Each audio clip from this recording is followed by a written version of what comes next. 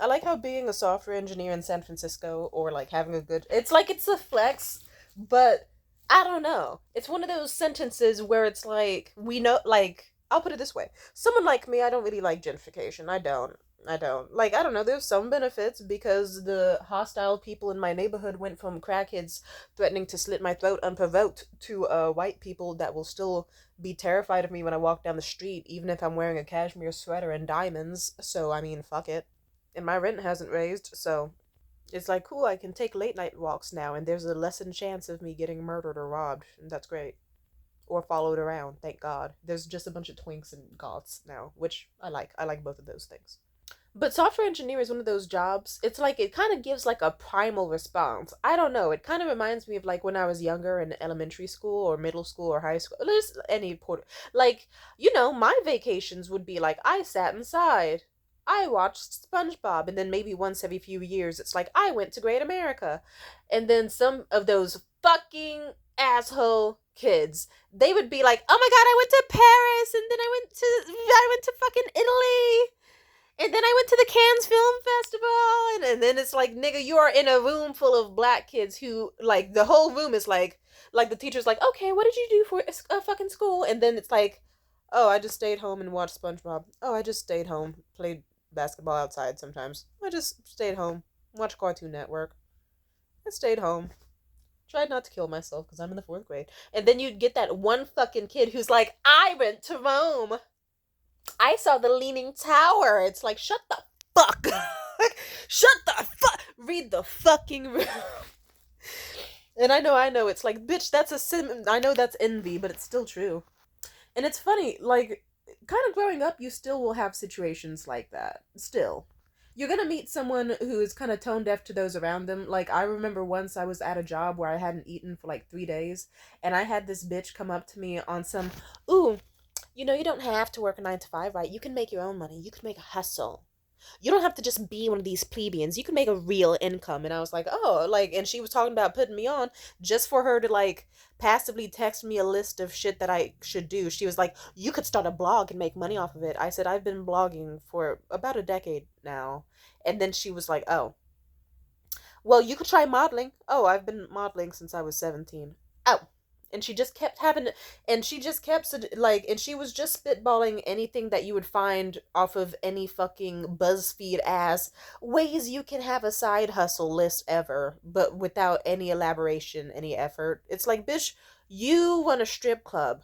Like, I would have respected her even more if she just said, I run a strip club with strippers. You should, like, it's kind of, now that I think about it, it's kind of offensive that she didn't even ask me to do that. I would have done it, but whatever, whatever. Is Maybe it's better that I didn't. Not, should I be more offended at it that a girl who runs a strip club and has all these different side businesses, like, but especially a strip club, just looked at me and was like, you should, to make money, a young lady like you should write a blog. That's insulting. Bitch, I have D cups. But whatever. And also then I remember she told me that she had this great idea for how I could stop struggling. Fuck a 9 to 5, sis, is how she said it. And I asked her how, and she was like, and then like she waited days to tell me before she just admitted, oh yeah, I was just gonna go on vacation, and this family I usually babysit for, they were just looking, they pay like $30 an hour. And so I was gonna ask if you could just cover me for the day. And then like for it's like, oh, and then obvious, and then she said, I was thinking to myself, that's not saying fuck a 9 to 5 at all. But I still said, sure, I'd love the opportunity, because I didn't eat for fucking days. I was gonna take what I could get. But this bitch still went on to just come back days later like, oh yeah, I talked to the family, they weren't comfortable with that, so yeah, not that idea. Bitch, you could have told me that days in advance. And also, yeah, why would they be fine with a random ass woman they don't know, no like, yes, I have worked in childcare, but it's like they don't fucking know. I'm just a random bitch working the front desk at an apartment building that you just met the other day. You don't know who I am. I could be a psychopath. I am a little bit, but no one knows that. People know that. They don't care. Except, but yeah, bitch, I don't know. She was stupid. One thing led to another. I eventually told her off because arrogance and wealthy, like, I feel like wealthy people have kind of like blinders on, so they kind of forget certain things that happen around them. So I don't know that, like, in the Bay Area, software engineers and tech people and people who moved here from other places, they're like terrible and also interesting. They're good for me because someone like me, I like the fact that it's like I live in an area where I live within a 60-mile radius of like rich niggas everywhere I go, and that I happen to look really fucking good. I do. And also, in case you're thinking of some smart aleck comments, I just woke up and I've been having a rough time. And if you're like, what caused the rough time? Waking up. All it takes is a little lip gloss and some earrings, and you'd be like, "Auga, give me that Amex card." But anyway, what was I talking about? Oh yeah, so you'll meet niggas who work in tech who will be like, "Yeah, I came from some bumfuck racist ass, homophobic ass middle of nowhere place, and I'm so glad that I live here so I can cross the street when I see minorities, despite the whole place being 90% not minorities. The food here is so good.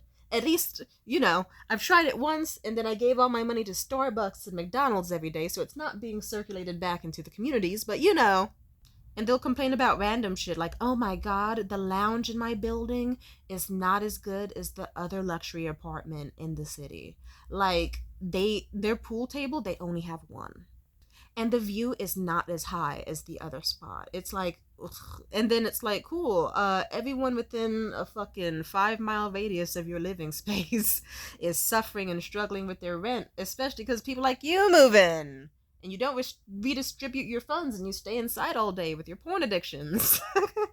And then just fucking wasting your money on motherfucking Labubu's and Funko Pops and fucking Magic the Gathering cards and Yu-Gi-Oh cards. A lot of cards. Why do you like cards so much and collector's items? I don't know.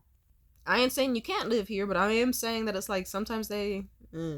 So I kind of appreciate that even when I meet other software engineers, there's like two types of people. There's the ones who, like, I'll put it this way, it's hard as fuck to get laid in the Bay Area, and it doesn't help that most people here... It's kind of well known that most people here are kind of like a 6 out of 10. And that didn't come out of my mouth, but when people pointed it out, it's like, now that you mention it, like, you don't really see many people where you're like, oh my god, striking. You see people where it's like, yeah, that's someone you'd expect to see at a Walmart, or yeah, that seems like your average person standing in line at a cafe. It, like, you wouldn't exactly, I don't know, you're not gonna find anyone super like fucking Bella Hadid or whatever. Doesn't mean people doesn't mean people look bad, doesn't mean they always look good. It just means it's like, yeah, fuckable, passable, good. And so it's like, it's a few factors to get yourself laid in the Bay Area, especially if you're a man. Are you tall? Because if you're tall, even if you have the world's most fucked up face, it's okay. Because you know what? You could still make supermodel tall and or basketball player tall kids.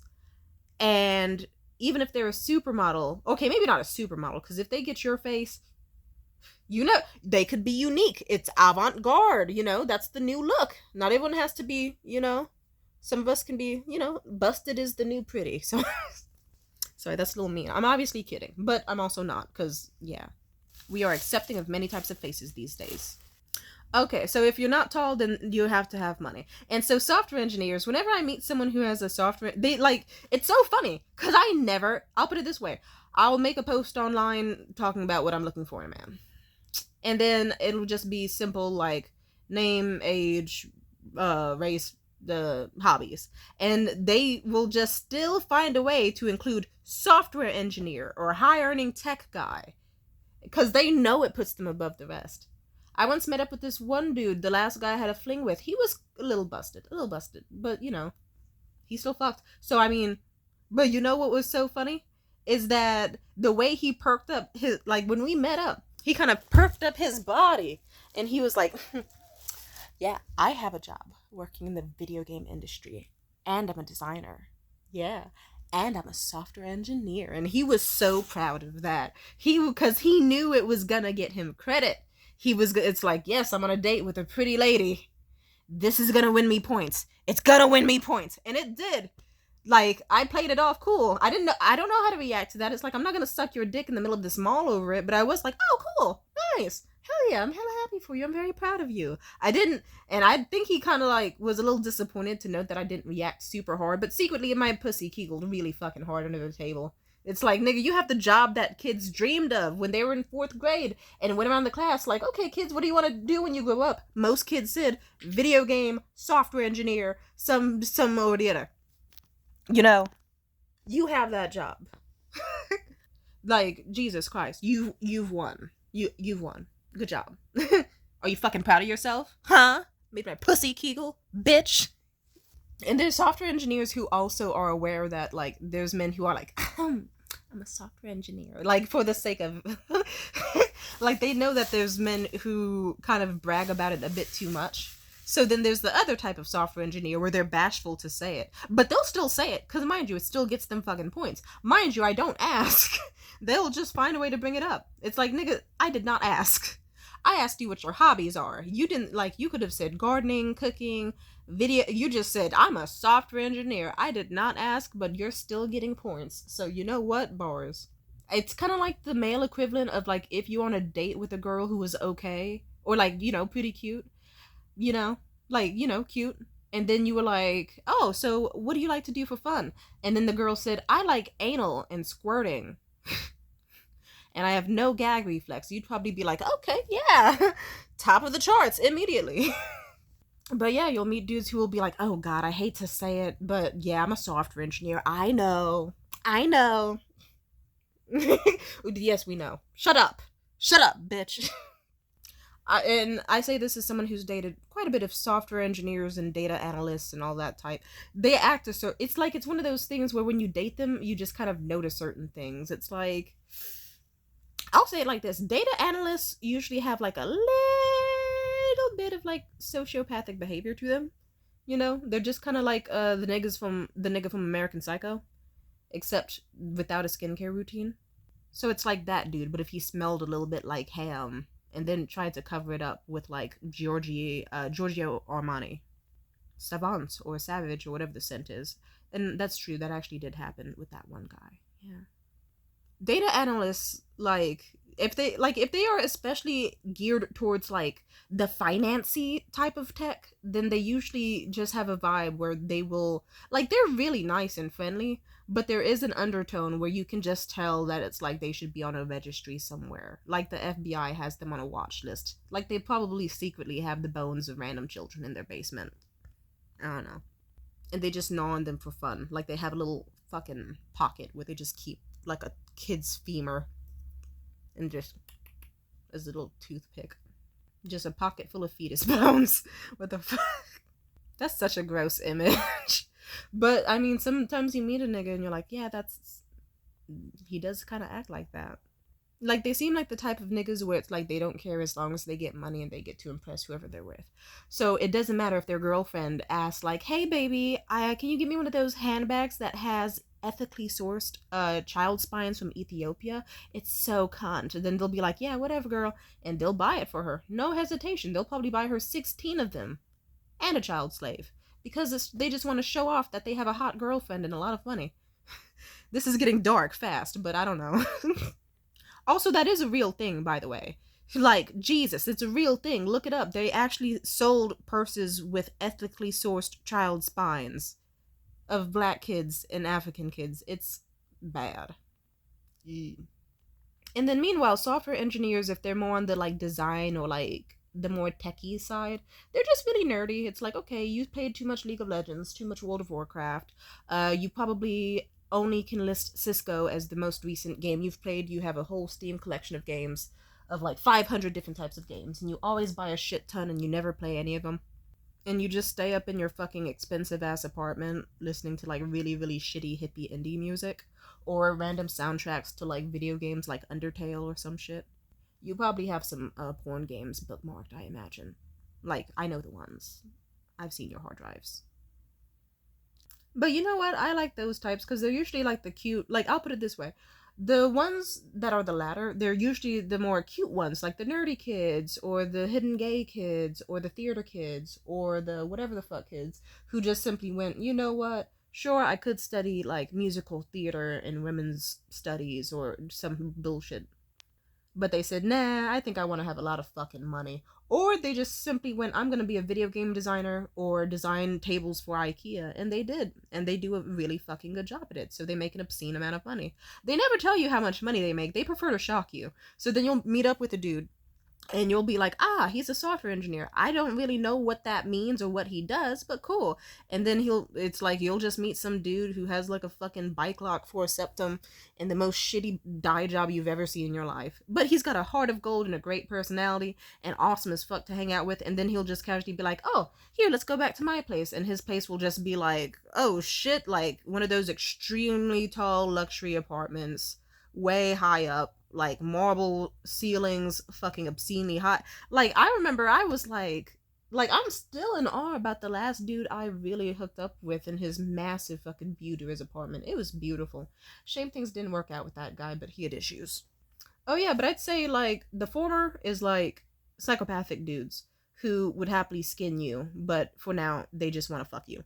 And then the latter are like, I don't know, imagine the nerdy dudes who hung out with the special ed kids despite not being formally diagnosed, and they would have like Super Smash Bros. Battles, and then those kids just grew up and had a lot of money, like the nerdy kid in the Benchwarmers movie. And then they're just like awesome as fuck to hang out with and have money, and you would probably marry them and have 6 of their kids, but they'll never go to therapy. And they also really know how to eat pussy. They know how to fuck. They know how to fuck. They know how to fuck. Anyway. Anyway, that's all I have to say. Bye. Bye.